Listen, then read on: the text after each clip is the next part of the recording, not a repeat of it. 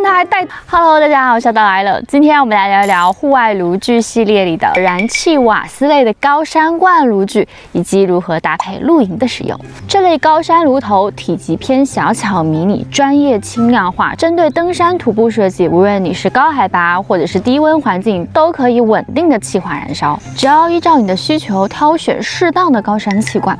那高山气罐里面有高效的和通用的两种选择。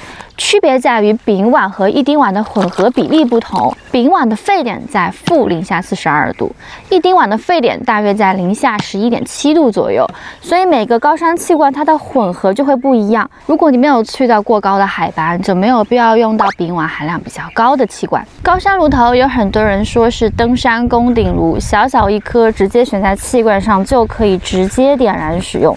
收纳的时候呢，卸下来直接连同高山罐一起放在锅具 里面，相较于休闲的卡式炉来说，这个燃料较贵，不容易购得，支撑偏小，适合架小型的锅具。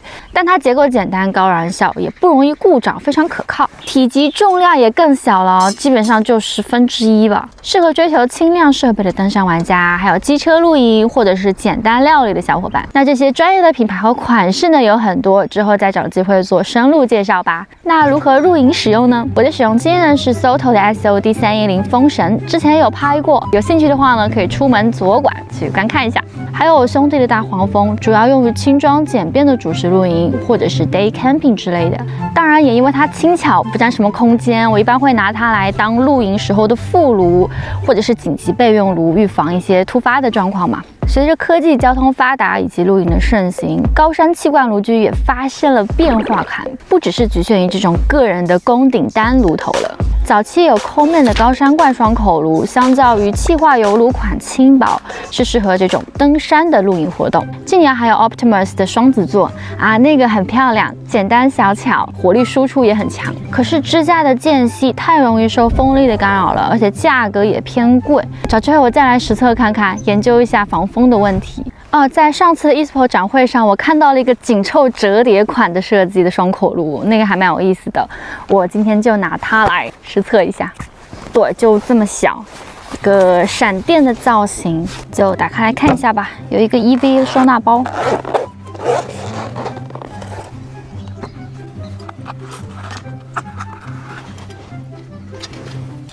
就这么大，你看，一个气罐，2个炉头共用的，这么小，还是个双口的。哎，关键它还带挡风，哎，自带挡风板，能折叠到这么小，确实令我很惊讶。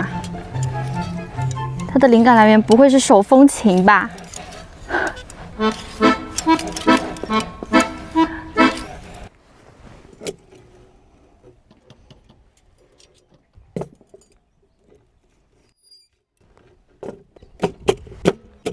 展开后，这个大小几乎就是一般卡式炉的标准大小，架2个锅的空间非常充足。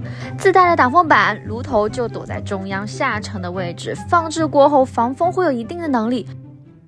因为它没有点火器，所以我配了一个。垫一个防火布，准备开始做饭啦。左边做一道，右边再做一道，加个油，润个锅，锅子烧到高热冒烟后放牛排呀。 煎牛排就是要大火高热才香。翻个面煎的，加点黄油，再加个迷迭香，味道会更有层次。一般买不到百里香的话，我就会用它。哦，左边的水也沸了，下一个手工面，再加个餐茶叶蛋。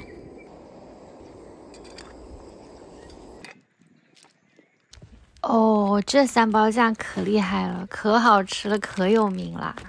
我先吃给你看哈，这辣椒油肯定要放的，把面放下去搅拌，让起锅把满满的酱汁。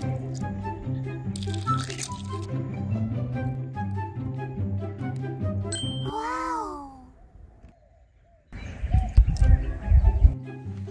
总的来说，对于有烹煮热情的高海拔露营玩家是一个很好的选择，也能满足一般平地露营，只要透过转接头，一样可以使用便宜的卡式瓦斯罐燃料。哇，这边还有劲道，同时享有它的轻便性、价格亲民、性价比高。炉头有1940瓦功率，对于喜欢户外料理的人来说，双烤炉真是方便。好啦，希望影片的内容对喜爱户外生活的你有所帮助。有任何宝贵意见，欢迎留言告诉我哦。也请帮我点赞、订阅、分享我们的频道。我们下期不见不散。